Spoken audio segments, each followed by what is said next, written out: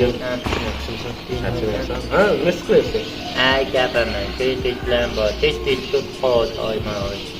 Kayfiyatni ko'taraymi kerak? Qani? Biz kelib ketguvchi to'garak jahon, na boshi ma'lumot, na so'nggi ayol. Hech kimga rostini aytib bera olmas.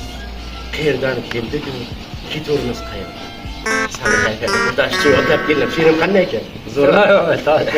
O'zim yozaman-da. Ash qo'llarim bilan yozdim-da, men ash qo'llarim.